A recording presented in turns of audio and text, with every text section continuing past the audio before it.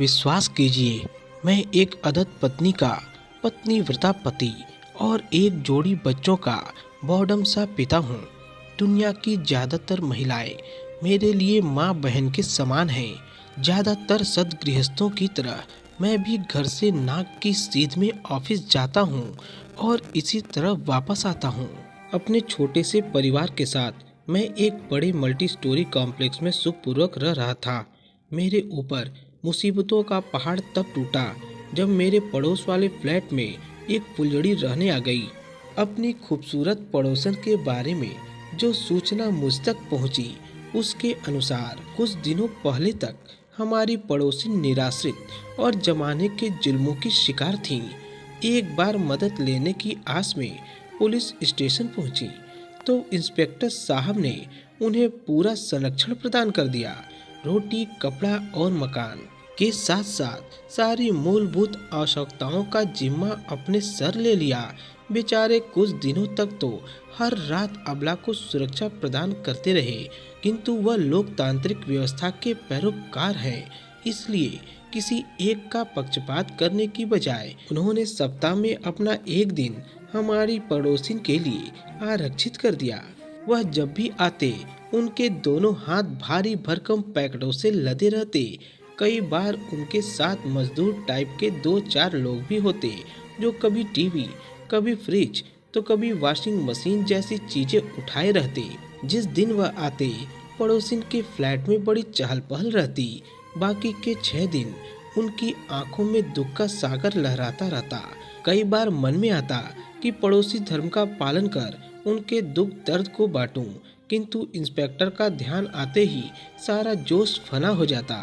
एक दिन मेरा बेटा नए मोबाइल के लिए जिद कर रहा था। मैं काफ़ी देर तक उसे समझाता रहा और आखिर में अधिकांश भारतीय पिताओं की तरह उसे चाटा जड़ दिया। वह भी सच्चा सपूत था। रो रो कर बंदे ने आसमान सिर पर उठा लिया। अगले दिन मैं ऑफिस जाने के लिए निकला तो लिफ्ट में पड़ोसिन मिल गई। संयोग से वहां हम दोनों के अलावा और कोई न था। उन्होंने मेरी ओर अपनत्व भरी नज़रों से देखा, फिर संजीदा होती हुई बोली, देखिए, बच्चों का मन मारना अच्छी बात नहीं होती। आप उसके लिए एक नया मोबाइल खरीद ही लीजिए। जी, महीने के आखिरी चल मैं चाह कर भी अपना वाक्य पूरा नहीं कर पाया। पड़ोसिन अत्यंत आत्मीयता से मुस्कुराई और पर्स से 3000 रुपये निकालकर मेरी ओर बढ़ाती हुई बोली, यह लीजिए, मेरी ओर से खरीद दीजिएगा। लेकिन मैं आपसे रुपए कैसे ले सकता हूँ? मैं अचकचा उठा। अरे, हम पड़ोसी हैं, एक दूसरे के सुख दुख में काम आना पड़ोसी का कर्तव्य होता है। कहते कहते उन्होंने इतने अधिकार से मेरी जेब में रुपया ठूंस दिए और मैं नहीं कर सका। इसके बाद पड़ोसिन अक्सर मुझे लिफ्ट में मिल जाती और मेरी मदद कर देती। पता नहीं उन्हें मेरी ज़रूरतों के बारे में कैसे पता चल जाता था। जाने वह जादू जानती थी या हम नौकरी पेशा गृहस्थों के चेहरे पर ज़रूरतों का बोर्ड टंगा रहता है। जो भी हो, मैं धीरे धीरे उनके एहसानों तले दबता चला ही जा रहा था। मैं कमर तोड़ मेहनत करता था, फिर भी बहुत मुश्किल से गाड़ी खींचने लायक कमा पाता था। उधर उनके पास जैसे जादू की डिबिया थी जिसमें रुपए कभी कम ही नहीं होते थे। एक दिन मैंने उनसे पूछा तो वह खिलखिला पड़ी, जादू की डिबिया तो नहीं, लेकिन मेरे पास जादू की पुड़िया जरूर है। क्या मतलब? अब आपसे क्या छिपाना। पड़ोसी ने अपने पर्स से एक छोटी सी पुड़िया निकाली। उसमें सफ़ेद पाउडर जैसा कुछ भरा हुआ था।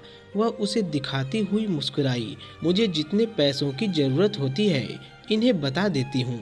ये इस पुड़िया के दम पर उतने पैसे किसी से भी मांग लेते हैं। यह सुनकर मेरे चेहरे का रंग उड़ गया।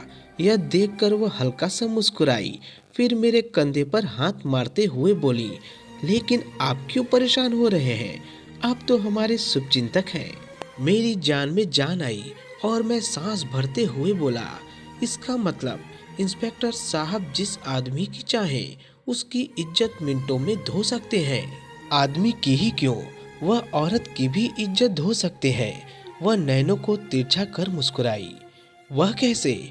दुनिया के सबसे पुराने व्यापार में लिप्त बताकर। सभी जानते हैं कि आजकल अमीर घराने की महिलाएं अपने शौक की खातिर मिडिल क्लास की महिलाएं अपने ख्वाब पूरा करने की खातिर और गरीब महिलाएं अपना पेट पालने की खातिर इस धंधे में लिप्त हैं। इसलिए जिस पर चाहो हाथ धर दो, जनता सच मान लेगी। उन्होंने सत्य उजागर किया। बाप रे, तब तो आपके वो बहुत खतरनाक आदमी हुए। मैं घबराते हुए बोला, लेकिन मेरे इशारे पर नाचते हैं। वह गर्व से मुस्कुराई और कंधे उचकाते हुए चली गई। 2 दिन के बाद मेरी श्रीमती अचानक कुछ काम से मायके चली गई। उनके बिना खाली फ्लैट काटने को दौड़ता था, लेकिन मजबूरी थी। शाम को मैं मुंह लटकाए ऑफिस से लौट रहा था कि लिफ्ट में पड़ोसन मिल गई। सुना है भाभी जी मायके गई हैं? उन्होंने अत्यंत शालीनता से पूछा। जी हाँ, अकेले में तो बड़ी बोरियत होती होगी। उन्होंने मेरी आंखों में झांका। मजबूरी है। मेरे होंठ हिले। मैं रात को आपके फ्लैट में आ जाऊंगी, सारी बोरियत दूर हो जाएगी। उन्होंने मादक निगाहों से मेरी ओर देखा। ना ना, आप मेरे फ्लैट में मत आइएगा। मैं बुरी तरह घबरा उठा। ठीक है, तो तुम मेरे फ्लैट पर आ जाना। वह बड़े अधिकार के साथ आपसे तुम पर उतर आई। मैं कुछ कहने ही जा रहा था कि लिफ्ट रुक गई। कुछ लोग बाहर खड़े थे। मेरी बात ध्यान में रखना, उन्होंने आदेशात्मक स्वर में कहा और लिफ्ट का दरवाजा खुलते ही तेजी से बाहर निकल गई। मैं पसीने से लथपथ हो गया।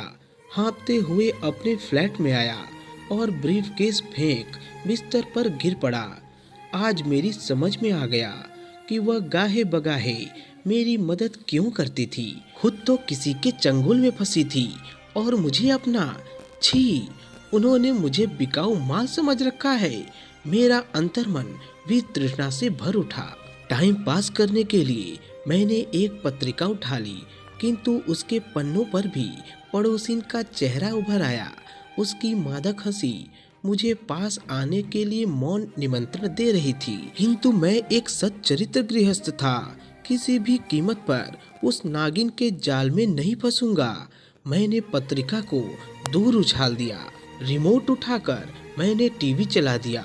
एक आइटम गर्ल का उत्तेजक डांस आ रहा था। यह मेरा पसंदीदा गाना था। बच्चों से छिपकर मैं अक्सर इस गाने का आनंद लेता रहता था। आज तो घर में कोई नहीं था। मैं निश्चिंत भाव से उसे देखने लगा। अचानक आइटम गर्ल की गर्दन पर पड़ोसिन का चेहरा चिपक गया। अपनी मादक अदाओं से वह मुझे पास आने का निमंत्रण दे रही थी। मेनका की तरह मेरी तपस्या भंग कर देने के लिए आतुर थी। तुम मुझे अपनी तरह दलदल में नहीं घसीट सकती। मैंने झल्लाते हुए टीवी बंद कर दिया और बिस्तर पर लेट गया। धीरे धीरे रात गहराने लगी। मेरी भूख प्यास सब गायब हो चुकी थी। नींद मुझसे कोसों दूर थी। काफी देर तक मैं करवटें बदलता रहा। पड़ोसिन के शब्द मेरे कानों में अंगार की तरह दहक रहे थे। मेरे बारे में ऐसा सोचने की उस चरित्रहीन की हिम्मत कैसे हुई? अपमान से मेरा पूरा शरीर दहकने लगा था। अगर मेरे परिवार और रिश्तेदारों को इस बारे में पता चल गया तो मैं तो किसी को मुंह दिखाने लायक नहीं रहूंगा। अचानक मेरी सोच को झटका लगा। अगर मैंने उसका कहना नहीं माना और उसने इंस्पेक्टर से कहकर वह जादुई पुड़िया मेरी जेब में बरामद करवा दी तो क्या होगा?